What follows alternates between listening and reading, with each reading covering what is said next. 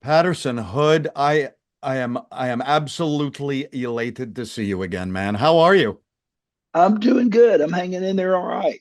Oh, I'm so glad. I again, it has been so many years I've loved what you have done musically, and then we talked about 6 and 4 years ago. It is just wonderful to see things still rolling along for drive-by truckers. Well, that is what I love to see. In fact, what I said a few minutes ago is that my partner Suzanne and I are already in to the Warner Theater anyway in October. But this is an absolute joy to see you. Let's talk a little bit about what's going on now. You're out in California, right? Yeah. I'm in El Cajon, I think. I think it's Yes. called, which I don't think I've been here, but I know it's really close to San Diego. Right. So yeah, I just got up here a little bit ago. So we rolled in last night while I was asleep. I guess we drove into town, and then we Perfect. play here tomorrow. Okay. And the tour has been about 2 weeks, right? It started in Indianapolis. Yeah, yeah. It's been yeah. We're about we're about halfway through our third week now. Yeah. Oh, So it's going good.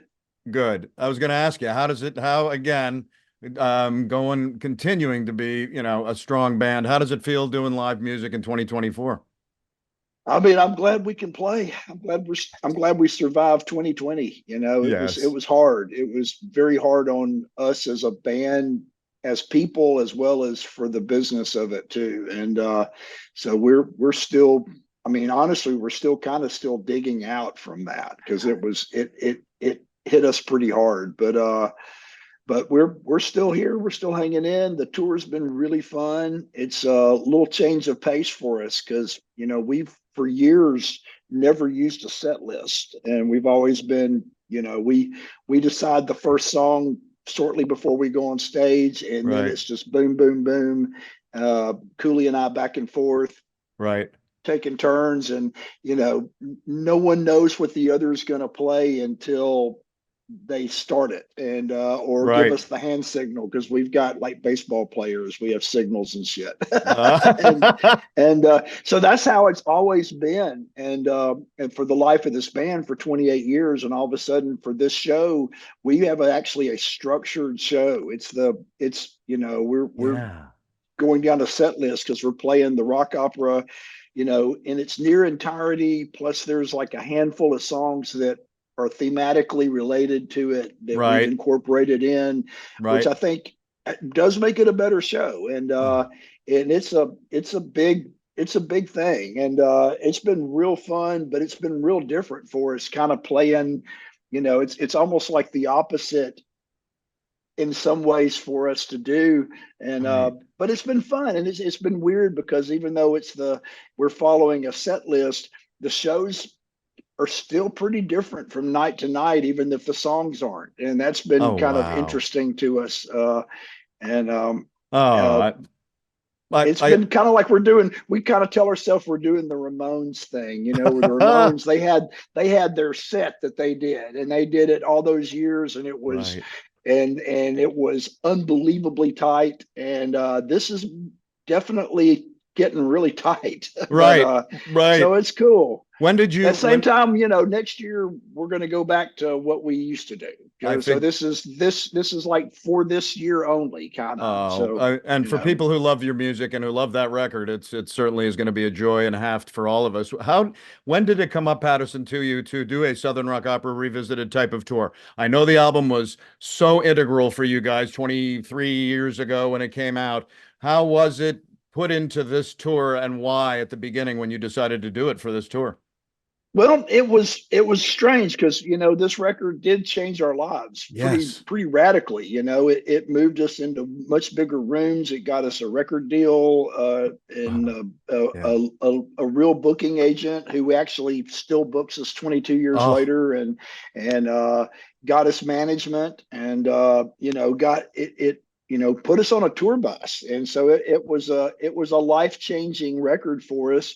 But at the same time, we worked for so long on the record that by the time it came out, particularly by the time it got re-released by the record label a year later in 2002, Right. we had kind of moved on. I mean, we had already, by the time we signed that deal, we had already recorded almost all of what of Decoration Day. And Oh, yeah. so by the time we reissued the record, we had kind of in our heads moved on.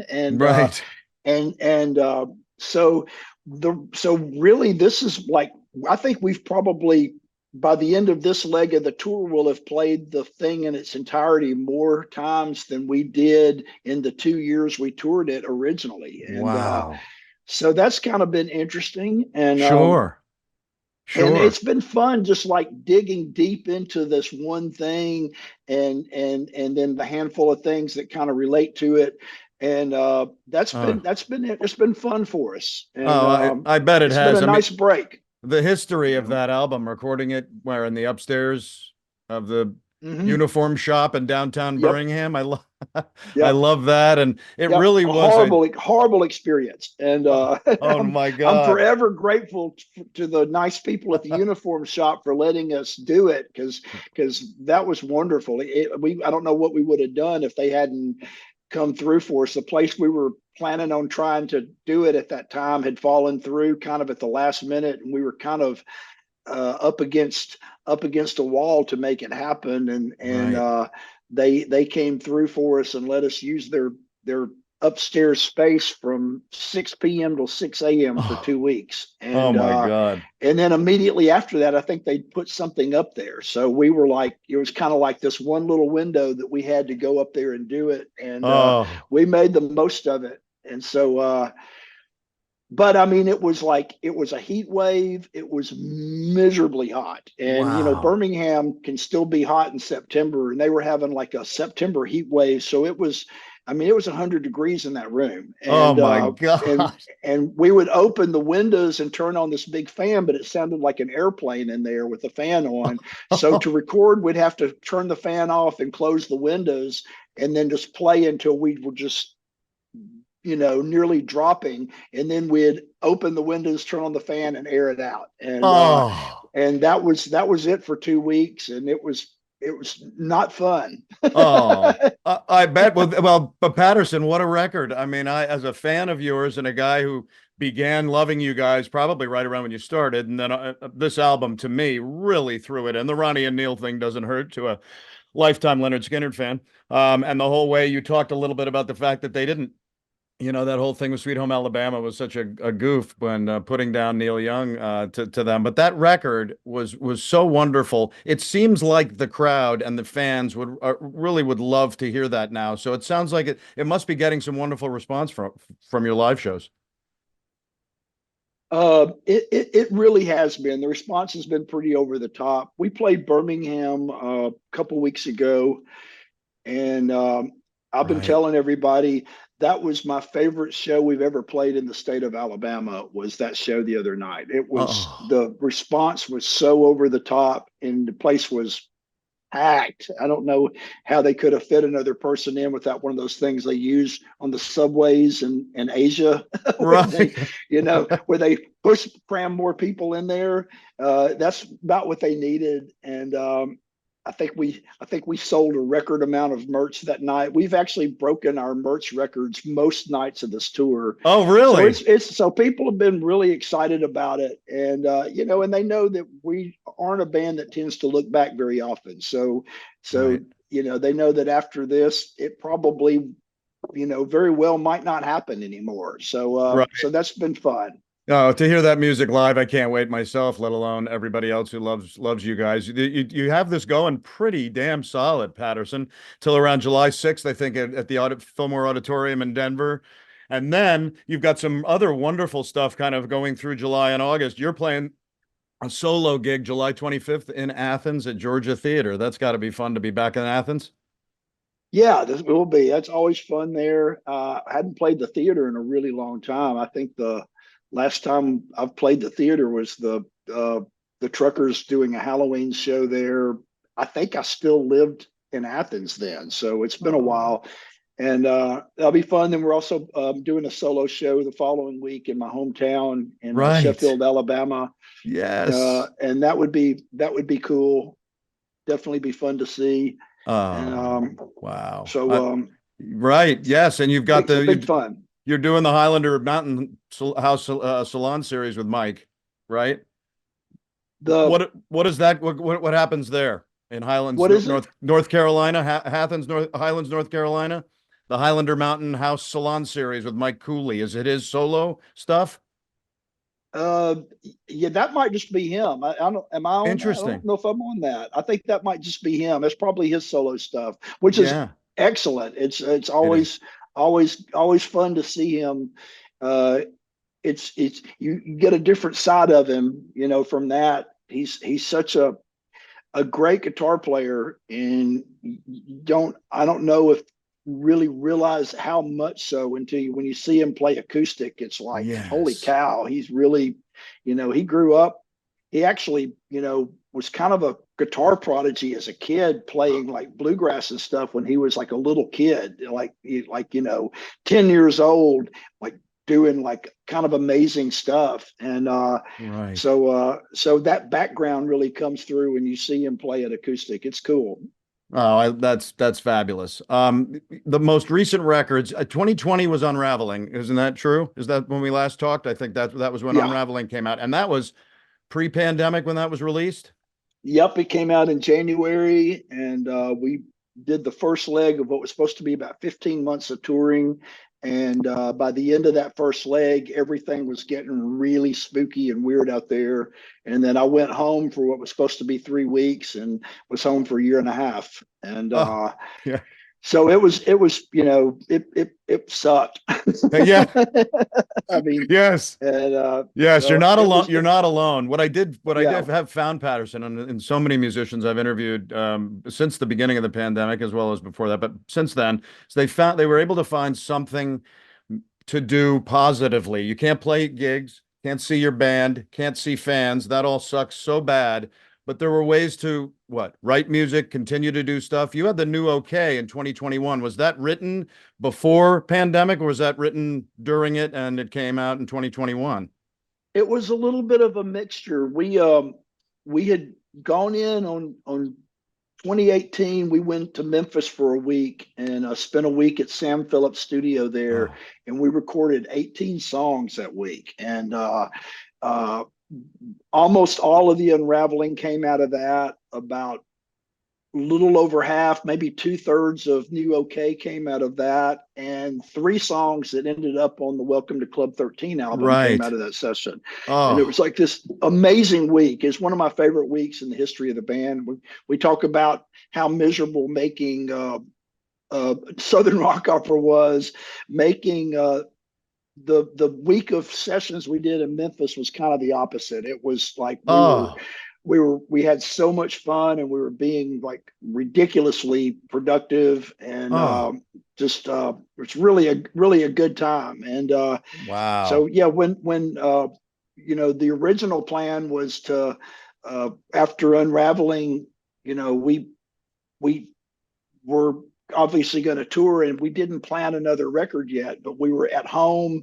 And in Portland, the protests were happening, and Right. then the Proud Boys came in, and it became basically a riot, and it Oh, lasted several months in my hometown. And oh, I would go down to the protest and see one thing, and then I would see on the internet or on TV the next day the coverage of it saying the opposite of what I actually saw in person. And right.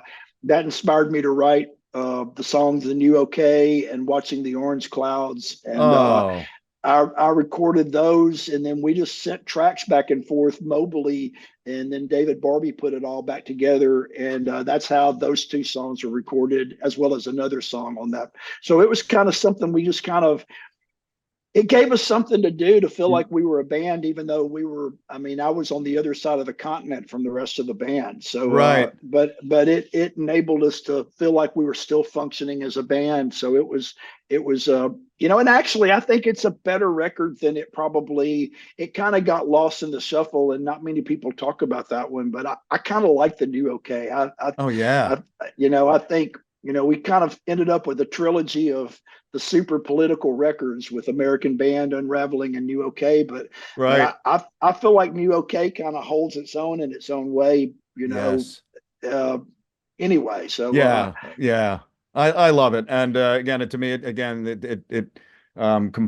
does taste the drive-by truckers feel for sure. The Welcome to Club 13 said it was a departure from the political commentary of the three records. What was behind that when you released Welcome to Club 13? I just felt like we had probably spent enough. I think three records was enough. It's like I was I was kind of just tired of thinking and writing about all that. And it's not that the things went away necessarily. It got better when Trump lost the election, Right. Yeah. but he's not gone. And No. and there's a lot still happening, but there was also a bunch of personal stuff happening too, and the Club 13 record was definitely a more of a delve into the personal side of things, Yeah. and I'm really proud of that record. I think it's Yes. you know I think it's one of the ones that we definitely got right. There's not much I would really change about it 3 years later, and so I'm proud of that. Yeah, that was another wonderful run that you guys did. I loved every minute of that one. Is there a way to ask Patterson whether there is a tease for a new Drive-By Truckers record in the next year or so? Nothing Okay. right now. I'm thinking about it a lot, Right. but I haven't really started writing anything. I don't know if Cooley's writing secretly or not. He hadn't told me. I'm kind of waiting for him to say, "Hey, man, it's time to make a record." And when he does, I'll be ready. And Mhm. but I'm kind of putting that on. I'm kind of putting that on him. Because I don't really want to make another one until he's got a bunch of songs and he feels ready to do Cool. it. And because I think our records are better if they have more of his songs. I am putting out a solo record next year, and that's basically Yes. finished and bit of a departure. I'm excited about it. It's not really a rock record. It's got one really rock song on it, and the rest of Right. it's kind of goes in a lot of different directions, and a lot of it's kind of stuff based on kind of my childhood and how I grew up and all of that. So I'm really proud of it. It's hopefully we'll be able to start letting people hear stuff off of that in a few months before too Oh, long. yay. Well, I'll let people know about it all over the place on Living on Music when it comes out because I can't wait to hear the solo stuff as well. As far as Patterson Hood goes, in general, if you're off stage and you're not touring, what makes you happy in life right now? Oh man. Oh, I mean, I'm glad to still be kicking. Yes. And I'm glad that I mean, I'm proud of the band. I'm glad that we're still, you know, out here and can pull a crowd in this day and age, which isn't easy. And that people are still, interested in hearing our band and all that. But of course I'm, happy with my, with my kids and my family stuff. So Great. you know, How old we're are your we're two? all How hanging old in are your there. two now? I've got a 19-year-old and a 14-year-old. That's what I The thought. I was 14 gonna. will be 15 soon, and Oh, and my wife and I just celebrated our 20th anniversary, and so we're all doing the best we can. oh, come on, man. That's beautiful. And again, also to have that alongside Drive-By Truckers is just wonderful. We listen to your music, Patterson, all the time, Suzanne and I, and it continues to be a wonderful musical part of our lives. And so thank you for continuing to keep it going. We will be there on October 16th in DC. That tour looks pretty incredible. The whole tour is incredible, but wow, it's Washington, New York, That one's Boston, a Philadelphia, huge, Woodstock. yeah.